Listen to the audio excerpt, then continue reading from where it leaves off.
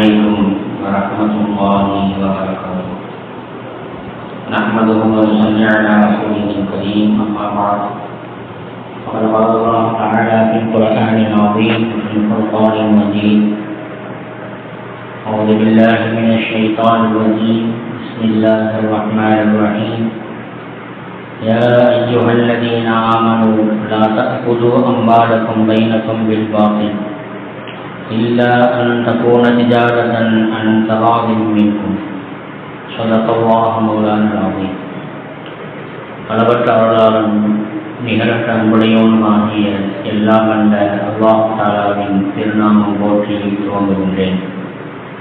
ஸலாத்தும் ஸலாமும் ஈருலக தலைவர் பெருமானார் முஹம்மது முஸ்தபா அஹ்மது முஜ்தபா ரசூலே கரீம் ஸல்லல்லாஹு அலைஹி வஸல்லம் அவர்களின் மீதும் அன்னாரின் நடிச்சுவற்றை அப்படியே பின்பற்றி வாழ்ந்த உத்தம சத்திய சஹாபாக்கள், தாபிஈன்கள், தபா தாபிஈன்கள், வலிமார்கள், ஷுஹதாக்கள், சாலிஹீன்கள், நல்லோர்கள், குறிப்பாக ஜும்மா மஜ்லிஸிலே அமர்ந்திருக்கக்கூடிய நம் அனைவரின் மீதும் அல்லாஹ்வுடைய ரஹ்மத் என்னும் கிருபை என்றென்று நிலவட்டுமாக. ஆமீன். கண்ணியமிக்க அல்லாஹ் நல்லடியார்களே, மேலான பெரியார்களே, சகோதரர்களே, சகோதரிகளே, தாய்மார்களே, அல்லாஹ் சுப்ஹானஹு வ தஆலா உயர்தரமான ஒரு உன்னதமான ஒரு படைப்பாக மனித சமுதாயத்தை படைத்து அந்த மனித சமுதாயத்திற்கு தேவையான எல்லா விதமான நியமத்துகளையும் ரிஸ்குகளையும் அல்லாஹ் அந்த மனிதனை படைப்பதற்கு முன்பாகவே எழுதிவிட்டான். துன்யாவை பொறுத்த வரைக்கும் அவன் அந்த ரிஸ்கை தேடி அலைந்து அதை பெற்றுக்கொள்வதை அல்லாஹ் ஒரு காரணமாக ஆக்கி வைத்திருக்கிறார். ஒவ்வொரு நாளும் அடியானுக்கு என்ன கிடைக்குமோ, என்ன லாபம் கிடைக்க வேண்டும் என்பதாக அல்லாஹ் அவருடைய விதியிலே எழுதிவிட்டானோ அதுதான் அவருக்கு கிடைக்கும். அதில் கொஞ்சமும் குறையாது, அதிகமாகவும் செய்யாது. அந்த ரிஸ்கை பெற்றுக்கொள்வதற்காகத்தான் இந்த துன்யாவினுடைய வேலைகளை அல்லாஹ் சுப்ஹானஹு வ தஆலா ஒரு காரண காரியங்களாக ஆக்கி வைத்திருக்கிறார். சூரத்துல் ஜும்மாவிலே அல்லாஹ் சொல்வான்: யா அய்யுஹல்லதீன ஆமனூ இதா நூதிய லிஸ்ஸலாத்தி மின் யௌமில் ஜும்ஆத்தி ஃபஸ்அவு இலா திக்ரில்லாஹ் வதருல் பைஅ. ஜும்மாவுடைய அந்த பாங்கை கேட்டவுடன் நீங்கள் வியாபாரத்தை நிறுத்திக் கொள்ளுங்கள். இப்போ ஜும்மாவுடைய தொழுகைக்காக நீங்கள் வந்து விட்டால் பைதா புதியத்தி ஸலாத்து, அந்த தொழுகையை நீங்கள் நிறைவேற்றிவிட்டால் ஃபன்தஷிரு ஃபில் அர்த், பூமியிலே அலந்து திரிந்து உங்கள் ரிஸ்குகளை நீங்கள் தேடிக்கொள்ளுங்கள் என்று அல்லாஹ் தனது திருமறையிலே சொல்வார். அந்த ரிஸ்கை தேடி நாம் செல்கிறோம் என்று சொன்னால் எதை அல்லாஹ் நமக்கு விதித்திருக்கின்றானோ அதை தேடி நாம் செல்கிறோம். அதை ஒரு காரணமாக அல்லாஹ் இந்த துன்யாவிலே ஆக்கி வைத்திருக்கிறார். அப்படி ஒரு மனிதனுக்கு அல்லாஹ் சுப்ஹானஹு வ தஆலா ரிஸ்கை தர வேண்டும் என்று சொன்னால் அந்த ரிஸ்கை அவன் தேடிக்கொள்வதற்குண்டான நிறைய வழிகள் உண்டு. அதில் ஒன்றுதான் வியாபாரம். வியாபாரத்தின் மூலமாக ஒரு அடியான் தன்னுடைய பொருளாதாரத்தை ஈட்டிக் கொள்கிறான். அது வரக்கூடிய லாபத்தை வைத்து தன்னிடத்திலே வேலை செய்யக்கூடிய வேலையாட்களுக்கு சம்பளம் கொடுப்பது, தன்னுடைய குடும்பத்தை பராமரிப்பது, இது போன்ற எல்லா விதமான காரியங்களையும் அதனுடைய பொருள் ஈட்டலின் மூலமாக அவன் செய்து கொள்கிறான். இந்த வியாபாரத்தை பற்றி இஸ்லாம் ஷரியத் என்ன சொல்கிறது? இன்னைக்கு எத்தனையோ பல வியாபாரங்கள் வந்துவிட்டாலும், எத்தனையோ பல வியாபாரங்கள் பல விதங்களாக பல வகைகளாக இருந்தாலும் எந்த வியாபாரத்தை மார்க்கம் ஷரியத் அனுமதிக்கிறது, எந்த வியாபாரத்தை தடை செய்கிறது என்பதை நாம் புரிந்து கொள்ள வேண்டும். எப்படி வேண்டுமானாலும் ஆளலாம், எப்படி வேண்டுமானாலும் வியாபாரம் செய்யலாம், எப்படி வேண்டுமானாலும் பொருள் ஈட்டலாம் என்பது நம்முடைய ஷரியத்திலே கிடையாது. நம்முடைய ஷரியத்தை பொறுத்த வரைக்கும், இஸ்லாத்தை பொறுத்த வரைக்கும் ஒவ்வொரு விஷயத்திலும் ஒவ்வொரு காரியத்திலும் ஒரு வரையறை உண்டு. அல்லாஹ் தனது திருவசனத்திலே சொல்வான்: யா அய்யுஹல்லதீன ஆமனூ உத்குலூ ஃபிஸ்ஸில்மி காஃபா. நீங்கள் இஸ்லாத்திலே முழுமையாக நீங்கள் வந்து விடுங்கள். அப்படின்னா என்ன அர்த்தம்? நீங்கள் செய்யக்கூடிய ஒவ்வொரு காரியத்திலும் ஒவ்வொரு கட்டங்களிலும் அதற்கென்று ஒரு எல்கை இருக்கிறது. அந்த எல்லைக்குள்ளாகத்தான் இருக்க வேண்டுமே தவிர அதை விட்டு தாண்டி நாம் சென்றுவிடக்கூடாது. அதிக லாபம் கிடைக்கிறது என்பதற்காக வேண்டி பொய் சொல்வது, அதிக லாபம் கிடைப்பது என்பதற்காக வேண்டி மோசடி செய்வது, தன்னுடைய முதலாளிக்கு மோசடி செய்துவிட்டு ஒட்டுமொத்த பணத்தையும் எடுத்துக்கொண்டு ஓடிவிடுவது, இது போன்று நிறைய சம்பவங்களை நாம் பார்க்க முடிகிறது. பொருளாதாரத்தை ஈட்டுதல், வியாபாரத்தின் மூலமாக ஈட்டுதல் என்பது அந்த வியாபாரத்தை பற்றி நம்ம ஷரியத் என்ன சொல்லுது? ஒரு மனிதனுடைய வியாபாரம் ஹலாலாக ஆக வேண்டும் என்று சொன்னால் 7 விதமான நிபந்தனையை மார்க்கம் சொல்கிறது. ஷரியத்துடைய சட்டம் சொல்லுது. இந்த 7 விதமான நிபந்தனைகள் இருந்தால் மட்டுமே அவருடைய வியாபாரம் அது ஹலாலாக ஆகும். இந்த 7 நிபந்தனைகள்ல ஒன்று இல்லாகட்டியும் அவருடைய இந்த வியாபாரம் அதன் மூலமாக வரக்கூடிய பொருள் இருக்கிறதே அது அவருக்கு ஹராம்.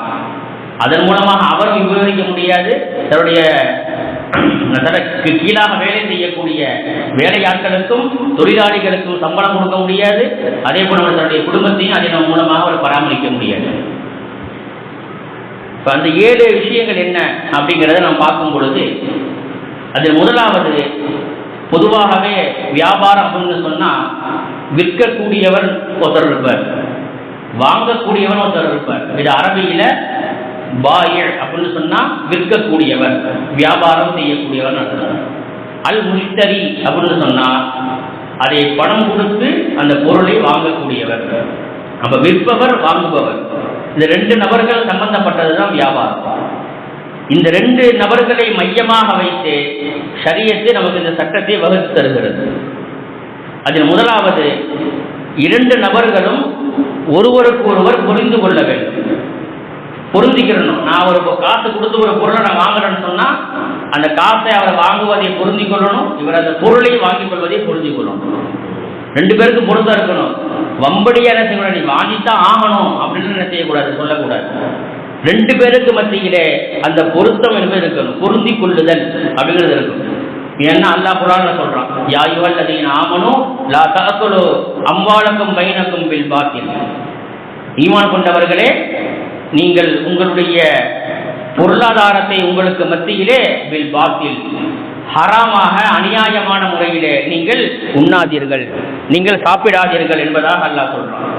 இல்லா அன் தகூன திஜாரத்தன் அன் தராதி மின்கும், உங்களுக்கு மத்தியிலே பொருத்தம் என்பது, பொருந்தி கொள்ளுதல் என்பது இருந்தாலே தவிர. ஒருத்தர் மற்றவருக்கு மத்தியில் வியாபாரம் செஞ்சுட்டு இருக்கிறாரு, 2 பேரும் பொருந்திக்கிட்டாங்க அப்படிங்கும் பொழுது அந்த வியாபாரம் என்ன செஞ்சணும், சரியாக ஆகிடும். உங்களுக்கு மத்தியில் இருக்கக்கூடிய இந்த பொருளாதாரத்தை அநியாயமான முறையிலே நீங்கள் என்ன செய்யாதீங்க, சாப்பிடாதீங்க. 2 பேரும் பொருந்திக்கிட்டாங்களா, அப்போ ஓகே. அப்ப பொருத்தம் என்பது, பொருந்தி கொள்ளுதல் என்பது இந்த வியாபாரத்தில் இருக்க வேண்டும். நபிகள் நாயகம் ஸல்லல்லாஹு அலைஹி வஸல்லம் அவர்கள் சொன்னார்கள், இப்னு மாஜாவிலே பதிவு செய்யப்பட்ட ஹதீஸ், இன்னமல் பைஉ அன் தராதி, வியாபாரம் என்பது பொருந்தி கொள்ளுதலில் இருக்கிறது என்று சொன்னார். பாயிர் முஷ்தரி, கொடுப்பவர் பணம் கொடுத்து வாங்குபவர், 2 பேருக்கு மத்தியிலே பொருந்தி கொள்ளுதல் என்பது இருக்க வேண்டும். இது முதல் நிபந்தனை.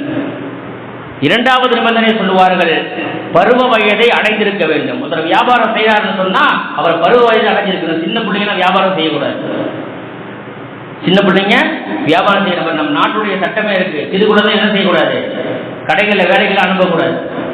முதலாளி என்ன செய்வார், அவர் வெளியே போற வேலைகள் ஏற்பட்டுச்சுன்னு சொன்னா, வேலை போறது வேலைகள் இருக்குன்னு சொன்னா என்ன செய்வாரு, அது சின்ன பையனை கல்லால் உட்கார வச்சு போயிடுவார். இப்போ அவளுக்கு என்ன தெரியும், அவன் என்ன வியாபாரம் பண்ணுவான், வரக்கூடிய கஸ்டமர்களுக்கு என்ன செஞ்சிருவான், அவன் ஒன்று கூடுதலாக கொடுத்துருவான், இல்லை குறைவாக கொடுத்துருவான்.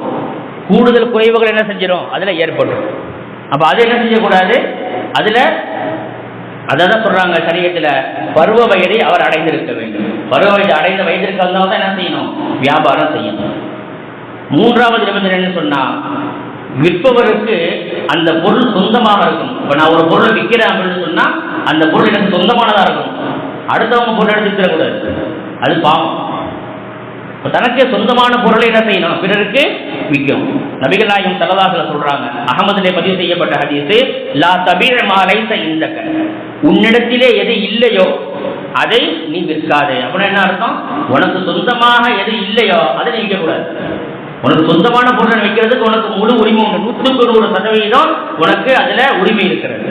ஆனா அடுத்தவருடைய பொருளை எடுத்து நீ விற்பது, அதை விட்டு வாங்க வரக்கூடிய அந்த பொருளாதாரத்தில் நீ செலவு செய்திருக்கிறது, இது ஹராமானது. மூன்றாவது நிபந்தனை என்ன? விற்பவருக்கு அந்த பொருள் சொந்தமானதாக இருக்க வேண்டும். நான்காவது, நாம் விற்கக்கூடிய பொருள் அது பயன்படுத்துவதற்கு ஷரியத்திலே அனுமதிக்கப்பட்டதாக இருக்கும். எல்லாத்தையும் வித்துடலாம், எல்லா வியாபாரம் செஞ்சிடலாம் அப்படின்னு என்ன செய்யக்கூடாது. உடனே என்ன செஞ்சிருவாங்க, இந்த ஷரத்து இந்த நிபந்தனை இல்லை அப்படின்னு சொன்னா நம்மளும் என்ன செஞ்சிருவோம், பார் வச்சிருப்போம். அதுல தானே இன்னைக்கு வருமானம் நிறைய கிடைக்கிது. நம்மளும் என்ன செஞ்சிருவோம், அந்த கடையை வச்சிருவோம். இதைதான் முஹத்திஸீன்கள் சொல்றாங்க, பயன்படுத்துவதற்கு ஷரியத்திலே எதை ஆகமானதாக ஆக்கப்பட்டிருக்கிறதோ அதை தான் நீங்க விற்கணும். அதெல்லாம் மற்ற எதையும் செய்யக்கூடாது, விற்கக்கூடாது. அல்லாஹ் சுப்ஹானஹு வ தஆலா குர்ஆன்ல சூரத்துல் மாயிதால ஒரு நீண்ட வசனம், அது அல்லாஹ் சுப்ஹானஹு வ தஆலா எதுவெல்லாம் நமக்கு ஹராம், அதை உண்பது நமக்கு ஹராம் என்பதாக அல்லாஹ் நீண்ட லிஸ்ட் போடுறான். ஹுர்ரிமத் அலைக்குமுல் மைத்தத்து, தானாக செத்து போனது, வத்தமு ஓட்டப்பட்ட ரத்தம், வலஹமுல் ஹின்ஸீரி பன்றியினுடைய இறைச்சி, வமா உஹில்ல லிகைரில்லாஹி பிஹி அல்லாஹ்வுடைய பெயரை சொல்லி அறுக்கப்படாத பிராணிகள். இப்படியாக எல்லாம் என்ன செய்யறான், நீண்ட பட்டியல் இருக்கான். இப்போ இதெல்லாம் என்ன முழுக்க ஹராமாகப்படுமா, நம்ம சாப்பிடக்கூடாது. தானா செத்து போனது, ஓட்டப்பட்ட ரத்தம், அதெல்லாம் என்ன செய்யக்கூடாது, நம்ம சாப்பிடக்கூடாது. அத்தமு என்பதாக அல்லாஹ் குர்ஆன்ல சொல்லியிருக்கிறான். இப்போ இதுக்கு முஃபஸ்ஸிரீன்கள் விளக்கம் கொடுக்கும் பொழுது ஓட்டப்பட்ட ரத்தம் என்பதாக என்ன செய்வாங்க, இதற்கு விளக்கம் கொடுப்பாங்க. அத்தமுல் மஸ்ஃபூர், ஓட்டப்பட்ட ரத்தம் அப்படின்னா என்ன அர்த்தம்? இப்போ நம்ம குர்பானி கொடுக்குறோம், அக்கீகா கொடுக்குறோம், யாருக்காவது உடல்நிலை சரியில்லைன்னு சொன்னால் சதக்கா கொடுக்குறோம். அப்போ என்ன செய்யணும், ஆடு அல்லது மாடோ அல்லது ஒட்டகத்தையோ நம்ம அறுக்கணும். அறுத்த உடனேயே பீடிட்டு என்ன செய்யும், ரத்தம் வெளியாகும். அந்த ரத்தம் தான் இங்கே சொல்லப்படுது, வெளியேற்றப்படக்கூடிய ஓடக்கூடிய ரத்தம். அதை என்ன செஞ்சிடணும், பூமியில விட்டுடணும், அதை குடிக்கக்கூடாது.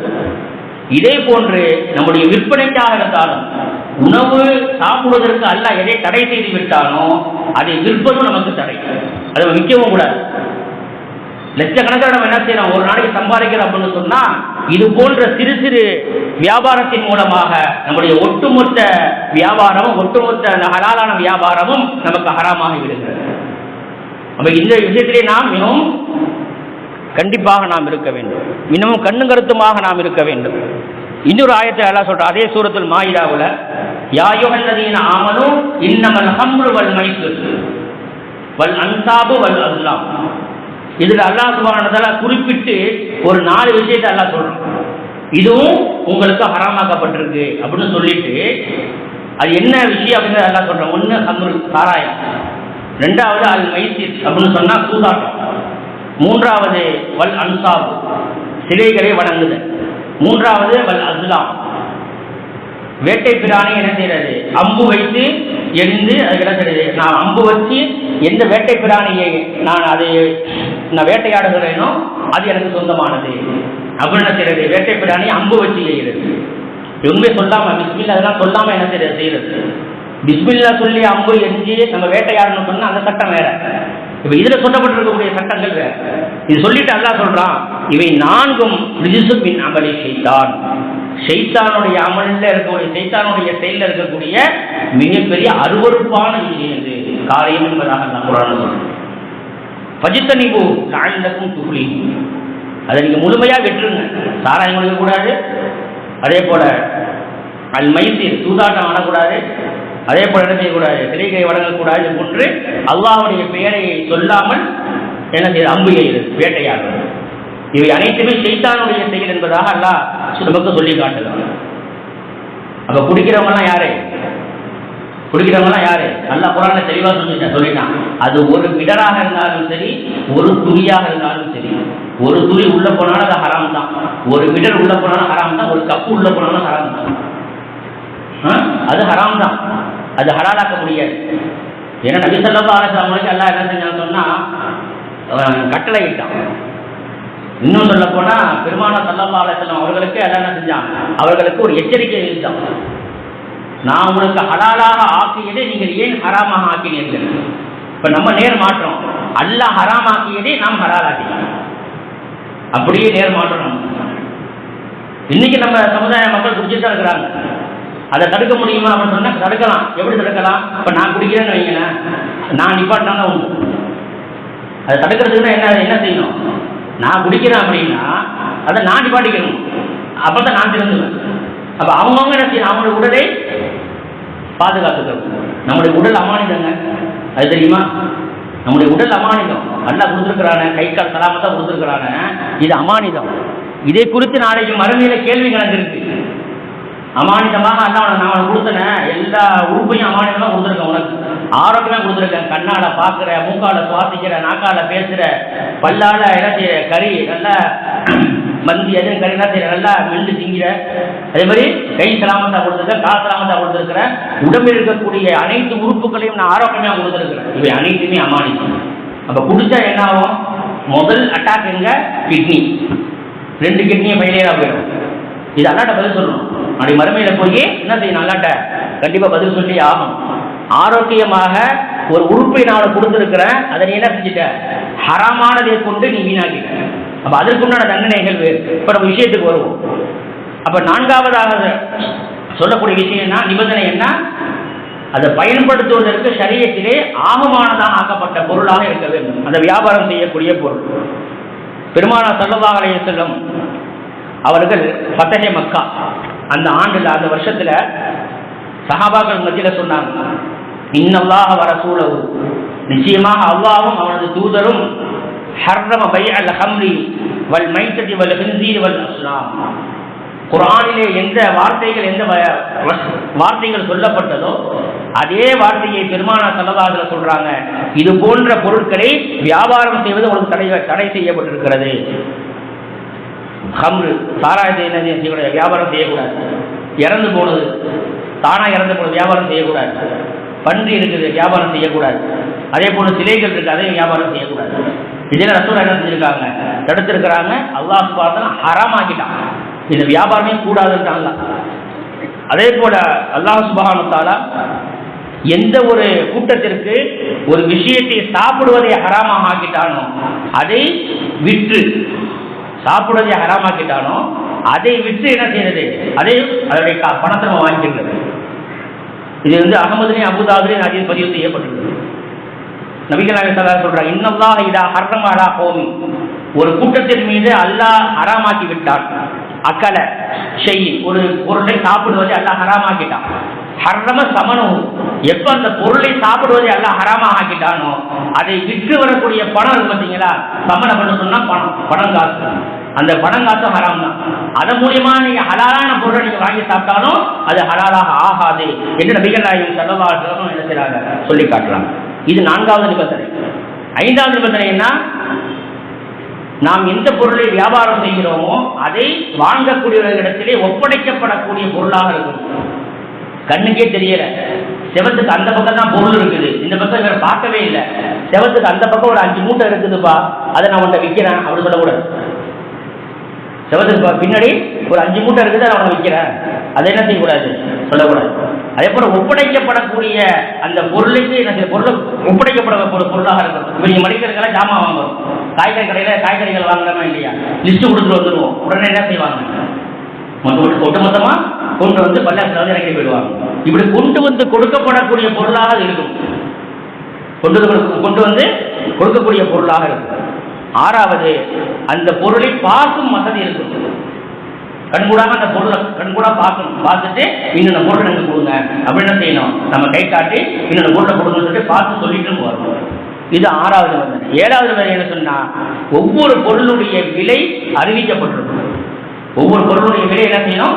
அறிவிக்கப்பட்டிருக்கும். நம்ம எம்ஆர்பி ரேட்டுன்னு சொல்றோம் பார்த்தீங்களா, ஒரு காலத்துல எம்ஆர்பி ரேட் எப்படி இருந்துச்சுன்னா அதிகமாக இருக்கும், அதுல இருந்து குறைச்சி கொடுப்பாங்க. இப்ப எப்படி இருக்கு தெரியுமா? எம்ஆர்பி ரேட்டு கம்மி, நம்மகிட்ட விற்கிறது அதிகம். நீங்க அப்படியே நேர் மாற்றம் ஆயிடுச்சு. ஏன்னா அதுக்கு வரி கட்டணும், ஜிஎஸ்டி கட்டணுங்கிறதுக்காக வேண்டி இதெல்லாம் பல சூழ்ச்சிகள், ஹிக்மத்துகள். இப்படி நம்ம வியாபாரம் செஞ்சோன்னு வைங்க, இந்த வியாபாரமும் ஹராம் தான். எம்ஆர்பி ரேட்டு 1000 ரூபா போட்டிருக்கா, அந்த பொருள் 1000 ரூபா தான். நீ 1001 ரூபா வாங்கினாலும் ஆகலாம். ஆனால் இன்னைக்கு இருக்கக்கூடிய வியாபாரத்தில் நடக்கக்கூடிய மிகப்பெரிய ஒரு மோசடி இதுதான். இன்னைக்கு எம்ஆர்பி ரேட்டு ஒன்றுன்னா அதை விட அதிகமாக நீங்கள் பணம் வாங்கலாம். எல்லா விதமான வியாபாரத்திலையும் சொல்கிறோம். அப்போ 7வது நிபந்தனை என்ன? அது விலை அறியப்பட்டதாக இருக்கணும். அந்த பொருளை தான் என்ன செய்யணும், நம்ம விற்கணும். அதில் என்ன விலை போட்டிருக்குதோ அதை நம்ம வாங்கணும். இந்த 7 நிபந்தனைகளை கொண்டு தான் நம்ம என்ன செய்யணும், வியாபாரம் செய்யணும். இப்போ வியாபாரம் செய்யறதுக்கு உண்டான 7 விதமான நிபந்தனைகளை இப்போ நம்ம பார்த்தோம். அல்லாஹ் சுப்ஹானஹு வ தஆலா ஹஜ்ரத் ஷுஐப் அலைஹிஸ்ஸலாத்து வஸ்ஸலாம் அவர்கள் தன்னுடைய கூட்டத்தாருக்கு என்ன செஞ்சாங்க, சில வியாபாரத்தை தடுத்தாங்க. இதெல்லாம் நீங்கள் செய்யாதீங்க அப்படின்னு. 8 விதமான வியாபாரம் அதை அவங்க செஞ்சிட்டு இருந்தாங்க. ஷுஐப் அலைஹிஸ்ஸலாமுடைய கூட்டத்தார்கள் அதை செய்து கொண்டிருந்தாங்க. அதை ஷுஐப் அலைஹிஸ்ஸலாத்து அவர்கள் என்ன செஞ்சாங்க, அதை தடுத்தாங்க. அதில் முதலாவது என்னன்னு சொன்னா, ஒரு பொருளை பதுக்கி வைத்து வியாபாரம் செய்யறது. பதுக்கி வச்சு என்ன செய்ய, வியாபாரம் செய்யறது. இப்போ உதாரணத்திற்கு ஒரு பொருள் நம்ம வாங்கணும், ஒரு உளுந்து மூட்டைன்னு வைங்களேன். ஒரு 10 உளுந்து மூட்டை இறக்கியாச்சு. இன்னும் ஒரு 4 நாள் கழிந்து போனால் உளுந்து விலை ஏறும். அப்போ என்ன செய்யலாம், அதை நம்ம விற்றுக்கலாம், லாபம் நிறைய கிடைக்கும் அப்படின்னு நம்ம நினைச்சோம்னு சொன்னால் இதை என்ன செய்யறது, பதுக்கி வச்சு வியாபாரம் பண்ணுறது. இதை நபி ஸல்லல்லாஹு அலைஹி வஸல்லம் செஞ்சிருக்கிறாங்க, தடுத்திருக்கிறாங்க. எப்பொழுது முஸ்லீம்களுக்கு அது உபயோகப்படக்கூடியதாக அவசிய தேவைக்குரிய பொருளாக இருக்கிறதோ அதை யார் பதுக்கி வைத்து விற்பாரோ அவன் தவறிழைத்து விட்டான், அவன் பாவியாட்டாங்கிறாங்க ஸல்லல்லாஹு அலைஹி வஸல்லம். அவன் பாவிங்கிறாங்க. யார் பதுக்கி வச்சு விற்கிறானோ அவனை பற்றி பெருமானார் ஸல்லல்லாஹு அலைஹி வஸல்லம் சொல்றாங்க, அவன் மிகப்பெரிய பாவி என்பதாக. அதே போல இப்னு மாஜா என்று சொல்லக்கூடிய ஹதீஸ் கிரந்தத்தில் ஒரு ஹதீஸ் வருது. அதில் ஸல்லல்லாஹு அலைஹி வஸல்லம் சொல்றாங்க, ஒரு முஸ்லிமான அடியார்களுக்கு பொதுவாக மக்களுக்கு எது தேவையாக இருக்கிற அத்தியாவசிய தேவையாக இருக்கிறதோ அந்த பொருளை ஒருவன் பதுக்கி வைத்து விட்டு பிறகு அவன் விற்பானையானால் அல்லாஹ் சுப்ஹானஹு வ தஆலா அவனுக்கு 2 விதமான தண்டனை அல்லாஹ் கொடுக்குறான். எங்க துன்யாவிலேயே 2 தண்டனை அவனுக்கு. ஒன்று, அவனை குஷ்டரோகியாக அல்லாஹ் ஆக்கிடுவான். 2வது, அவனுக்கு வறுமை வந்து மக்களுக்கு தேவைப்படும் பொழுது அடியார்களுக்கு தேவைப்படக்கூடிய அத்தியாவசியமான பொருட்களை எவன் பதுக்கி வைத்து பிறகு லாபத்தை அதிகமாக சம்பாதித்துக் கொள்ளலாம் என்று நினைக்கிறானோ அவனுக்கு அல்லாஹ் சுப்ஹானஹு வ தஆலா இந்த துன்யாவிலேயே குஷ்ட நோயையும் அவனுக்கு வறுமையும் அல்லாஹ் கொடுத்து விடுவான் என்று நபிகள் நாயகம் ஸல்லல்லாஹு அலைஹி வஸல்லம் சொல்றாங்க. முதலாவதாக பதுக்கி வைத்து விற்கக்கூடியதை அந்த ஷுஐப் அலைஹிஸ்ஸலாத்து வஸ்ஸலாம் அவர்கள் தன்னுடைய சமுதாயத்தை வித்தும் தடுத்தார்கள். 2வது, பொய் சொல்லி வியாபாரம் பண்ணாங்க. பொய் சொல்லக்கூடாதுன்னு சொன்னாங்க ஷுஐப் அலைஹிஸ்ஸலாம். பொய் சொல்லி என்ன செய்யக்கூடாது, வியாபாரம் பண்ணக்கூடாது. பெருமானார் ஸல்லல்லாஹு அலைஹி வஸல்லம் ஹதீஸ்ல சொல்றாங்க, திருமிதியில பதிவான ஹதீஸ், அத்தாஜிரு சதூகுல் அமீன், நல்ல மனிதரான உண்மை பேசக்கூடிய ஒரு வியாபாரி மஅன் நபியீன வ சித்தீகீன வ ஷுஹதா, நாளை மறுமையிலே நபிமார்களுடனும் சித்திகீன்களுடனும் சுஹதாக்களுடனும் அவர் இருப்பார் என்று நபிகள் நாயகம் ஸல்லல்லாஹு அலைஹி வஸல்லம் சொன்னாங்க. பொய் சொல்லாமல் வியாபாரம் பண்ணும் நம்பிக்கைக்குரிய உண்மை சொல்லக்கூடிய ஒரு வியாபாரி நாளை மறுமையிலே எப்படி இருப்பாரு, நபிமார்களோடு சுஹதாக்களோடு சாலிஹீன்களோடு அவர் இருப்பார். அவங்களுடைய அந்த அந்தஸ்துக்கெல்லாம் என்ன செய்வோம், அந்த வியாபாரியை அல்லாஹ் கொண்டு சென்றுவோம். எப்போது உண்மை பேசி என்ன செய்யணும், வியாபாரம் செய்யும். இன்னொரு ஹதீஸ்ல ஸல்லல்லாஹு அலைஹி வஸல்லம் சொல்றாங்க, திருமதியில பதிவு செய்யப்பட்ட ஹதீஸ், இன்ன துஜ்ஜார யபஅஸூன யௌமல் கியாமா துஜ்ஜாரன், எந்த ஒரு வியாபாரி நாளை கியாமத் நாளையில சில வியாபாரிகள் பாவிகளாக எழுப்பப்படுவாங்க. சில வியாபாரிகள் நாளை மறுமையில பாவிகளாக எழுப்பப்படுவார்கள். சிலர்களை தவிர அவங்க யாரு, இல்லாமன் இத்தகல்லாஹ, அல்லாஹ்வை அஞ்சி வரக்கூடிய கஸ்டமருக்கு நன்மைகளை செய்து வசதக உண்மையை பேசி யாரு விற்பனை செய்தாரோ அந்த வியாபாரி நாளை மறுமையிலே அவர் என்ன செய்வாரு, பாவியாக எழுப்பப்பட மாட்டார். இவை அல்லாதவங்க என்ன செய்வாங்க, பாவிகளாக எழுப்பப்படுவார்கள் என்று நபிகள் நாயகம் ஸல்லல்லாஹு அலைஹி வஸல்லம் சொன்னாங்க. இப்போ ஒரு பொருள் நம்ம என்ன செய்யறோம், விற்கிறோம் சொன்னா பொய் சொல்லி விற்கக்கூடாது. ஹஜ்ரத் யூனுஸ் இப்னு உபை என்று சொல்லக்கூடிய ஒரு தாபி, சஹாபாக்களுடைய காலத்திற்கு பின்னால் வாழ்ந்த ஒரு தாபி. சஹாபாக்களை பார்த்தவங்க யூனுஸ் இப்னு உபை. இவங்க என்ன செய்ய, பாங்கு சொன்ன உடனே தொழுகைக்கு போகணும். உடனே என்ன செஞ்சாங்க சொன்னா, இவங்க துணி வியாபாரி. துணி வியாபாரம் செஞ்சுட்டு இருக்கிறாங்க. தன்னுடைய அண்ணன் மகனை கடையில் வச்சுட்டு இவங்க தொழுவு போயிட்டாங்க. அந்த நேரத்தில் ஒரு காட்டரபி, கிராமத்துலேருந்து வருவாங்கல்ல, அவர் என்ன செய்ய, காட்டரபி வந்து இவர்கிட்ட வந்து வியாபாரம் செஞ்சு துணி வாங்கிட்டு போயிட்டார். 200 ரூபா துணியை 400 ரூபாய்க்கு கொடுத்துட்டார். 200 திருகம் அந்த துணி, ஆனால் 400 திருகத்துக்கு கொடுத்துட்டார். இவர் வாங்கிக்கிட்டு போகும் பொழுது எதிர்காப்பெல்லாம் என்ன செய்யறாங்கன்னு சொன்னா, அந்த யூனுஸ் இப்னு உபைத் ரஹ்மத்துல்லாஹி அலைஹி அவங்க வர்றாங்க. அந்த ஆராபியுடைய கையில பார்க்கும் பொழுது நம்ம கடை துணி மாதிரி தெரியல, எங்க வாங்கினீங்கன்னு கேட்கிறேன். உங்க கடையில தான் வாங்கினேன். எவ்வளவுக்கு வாங்கினீங்க? 400 திருகத்துக்கு வாங்கினேன். இந்த துணியுடைய ரேட்டு வந்து 200 திருகம் தான். கடைக்கு வாங்க. என்ன செஞ்சாங்க, கடைக்கு கொண்டு வந்தாங்க. கூட்டிட்டு வந்து ஒன்று 400 ரூபா விலை இருக்கக்கூடிய துணியை எடுத்துக்குங்க, அப்படி இல்லைன்னு சொன்னா 200 திருகத்தை எங்கேருந்து மீண்டு வாங்கி அப்படின்னா யூனுஸ் இப்னு உபைத் ரஹ்மத்துல்லாஹி அலைஹி சொன்னாங்க. உடனே அவர் என்ன செய்யாரு சொன்னா, அந்த துணியை என்ன செய்யாரு கொடுத்துட்டு 400 ரூபாய்க்கு உண்டான துணியை வாங்கிட்டு அவர் போயிட்டாரு. அவர் அண்ணன் பையன் இருக்காரு பார்த்தீங்களா, அவருக்கும் சின்னத்தாவுக்கும் என்ன செய்ய சண்டை. யூனுஸ் இப்னு உபைத் வந்து யாரு, அந்த பையனுக்கு சின்னத்தா, அண்ணனுடைய தம்பி அவர் சின்னத்தா, 2 பேருக்கும் சண்டை. பொதுவாகவே ஒரு வியாபாரம் என்னன்னு சொன்னா, நான் ஆரம்பத்தில் சொன்னேன்ல, பாயிர் முஸ்தரி, கொடுக்கக்கூடியவர் வாங்கக்கூடியவர் 2 பேரும் பொருந்தி கொண்டாங்கன்னு சொன்னா அந்த வியாபாரம் போகும். நான் 400 ரூபாய்க்கு விற்றேன், அவர் 400 ரூபாய்க்கு வாங்கிட்டு போயிட்டாரு. அப்போ வியாபாரம் கூடும் தானே, வியாபாரம் கூடும் தானே. அப்ப அந்த முதல் நிபந்தனையை வைத்து நாம் பார்க்கும் பொழுது வியாபாரம் கூடும். ஆனால் இந்த விஷயத்தை வைத்து நாம் பார்க்கும் பொழுது அவர் என்ன செஞ்சிருக்கிறாரு, 200 ரூபா திரகம் உடைய விலையுடைய ஒரு துணியை 400 திரகத்துக்கு கொடுத்திருக்கிறாரு. அப்படி சொல்றது என்ன இல்ல, அது உசிதமானதல்ல, அது நமக்கு ஹராமானது என்று அதற்கு யூனுஸ் இப்னு உபைத் ரஹ்மத்துல்லாஹி அலைஹி அவர்கள் தன்னுடைய அண்ணன் மகனுக்கு என்ன செஞ்சாங்க, உபதேசம் பண்ணாங்க. உபதேசம் செஞ்சுட்டு அடுத்து சொன்னாங்க, எந்த ஒரு பொருளையும் இதே மாதிரி உன்னிடத்துல யாராவது வித்துட்டாங்கன்னு வை, 200 ரூபா பொருளை 400 ரூபாய்க்கு வித்துட்டாங்க, நீ வாங்குவியா? வாங்க மாட்டீங்களா? அதே போட்டு மற்றவங்க நீ என்ன செய்ய நினைக்கணும் அப்படின்னு சொல்லிட்டு தன்னுடைய தோழர் நண்பர் அப்துல்லா இப்னு அவுன் ரஹ்மத்துல்லாஹி அலைஹி அவர்கள் 2 பேரும் பேசிக்கிட்டாங்க. வியாபாரத்துல மிக உச்சகட்டத்தை அடைஞ்சாங்க. அவங்க நேர்மையிலையும் உண்மை பேசுறதுலேயும் போய் பேசாமல் இருப்பதிலேயும் மிக உயர்ந்த அந்தஸ்தை உடையவங்க 2 பேரும் பேசிக்கிட்டாங்களாம். நம்ம செய்யக்கூடிய இந்த வியாபாரத்துல இது போன்ற ஒரு சில தவறுகளின் காரணமாக நாம் சம்பாதிக்கக்கூடிய இந்த பொருளாதாரம் நமக்கு ஹராமா ஆயிடுமோ அப்படின்னு பயந்தாங்க.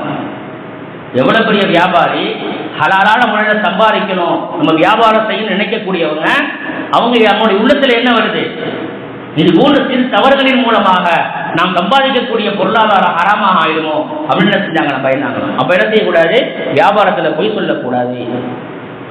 அடுத்து 3வது, அவங்க வாக்குறுதிக்கு மாறு செஞ்சுட்டு இருந்தாங்க. என்ன வாக்குறுதி கொடுக்குறோமோ அந்த வாக்குறுதிக்கு என்ன செய்யணும், கரெக்டா பொருளை கொடுத்துடணும். சாயந்தரமா பொருளை கொண்டு வச்சிடணும்னு சொன்னா பொருளை கொண்டு கொடுத்துடணும். நாளைக்கு பணம் ஒன்று தரேன் அப்படின்னு சொன்னா கொண்டு போய் கொடுத்துடணும். வாக்குறுதிக்கு என்ன செய்யக்கூடாது, மாறு செய்யக்கூடாது. 4வது, தந்திரம் செய்து என்ன செய்யக்கூடாது, வியாபாரம் செய்யக்கூடாது.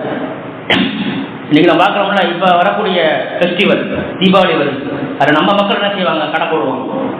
நிறையா கடைகள், சிறு சிறு கடைகள் என்ன செய்வாங்க, ஜட்டி படிங்க, அதே போல் என்ன டாப்பு சட்டை, இது போல் என்ன செய்வாங்க, ஹோல்சேலில் வாங்கி வியாபாரம் செய்வாங்க. பெரிய பெரிய கடைகளை நாம் எடுத்துக்கொண்டால் என்ன செய்வாங்க, அதிரடி ஆஃபர், பிக் ஆஃபர், உங்களுக்கு என்ன செய்யலாம், அதிகமான ஆஃபர் தர்றோம்.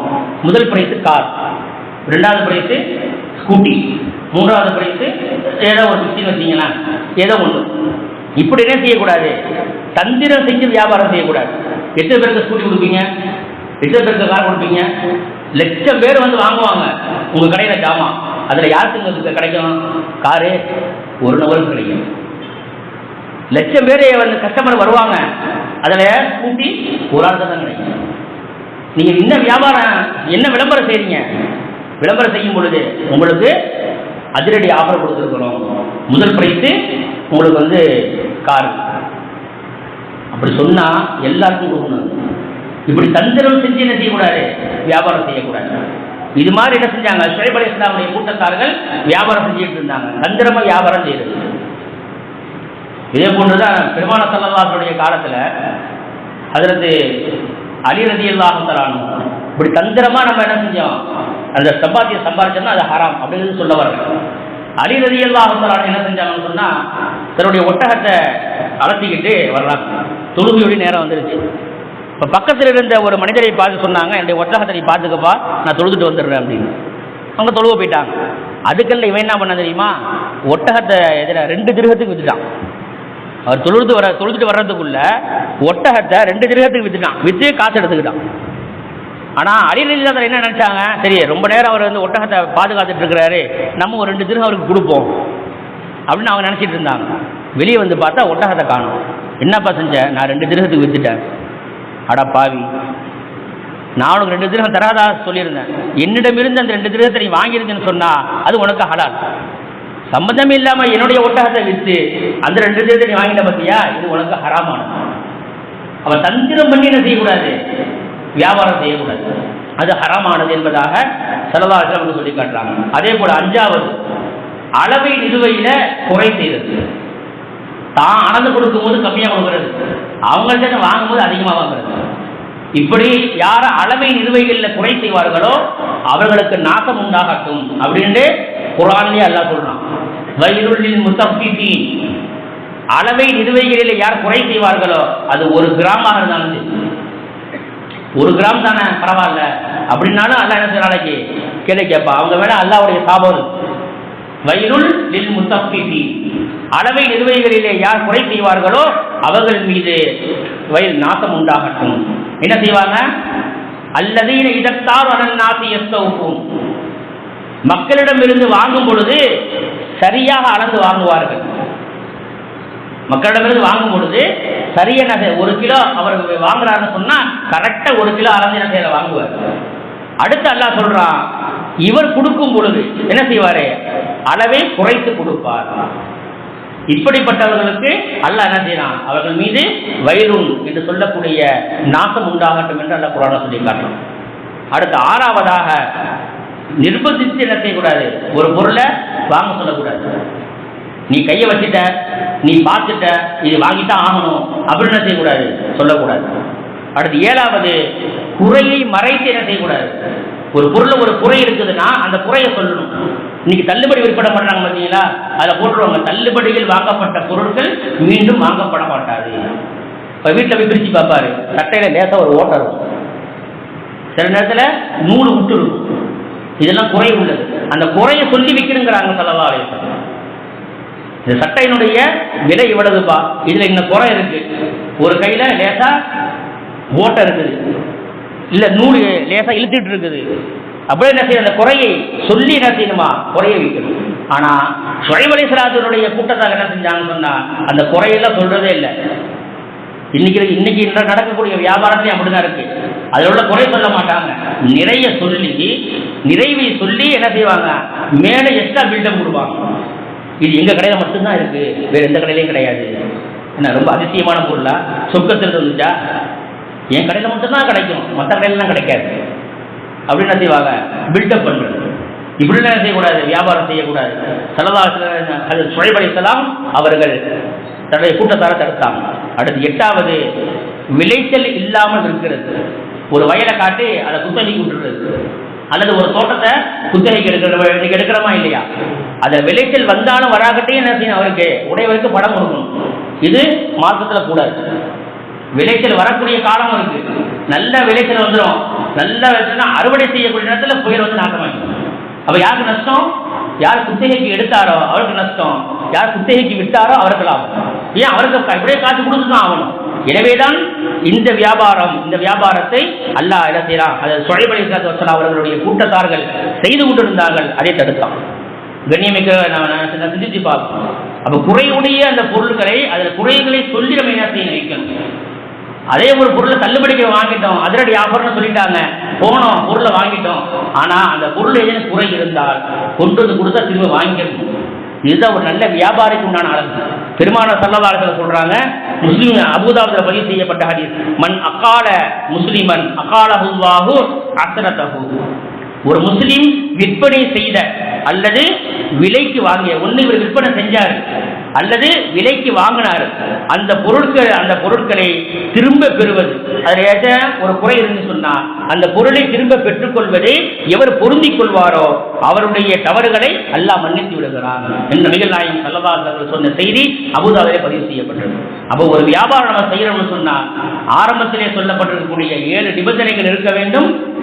இறுதியாக சொல்லப்பட்டிருக்கக்கூடிய இந்த 8 விஷயங்கள் வியாபாரத்தில் இருக்கக்கூடாது. இப்படிப்பட்ட வியாபாரம் யாரிடத்தில் இருக்கிறதோ அந்த வியாபாரத்தின் மூலமாக வரக்கூடிய பொருளாதாரம் தான் நமக்கு 100% பியூர் ஹலால். இதில் ஒன்றை நாம் தவறவிடுமையானால் நாம் சம்பாதிக்கக்கூடிய ஒரு பைசாவாக இருந்தாலும் அது முழுக்க நமக்கு ஹராமானது. அல்லாஹ் சுப்ஹானஹு வ தஆலா அந்த ஹராமை விட்டும் நம்மை பாதுகாப்பானாக. நம்முடைய பொருளாதாரத்தில் எல்லாம் வரக்க செய்திருவானாக.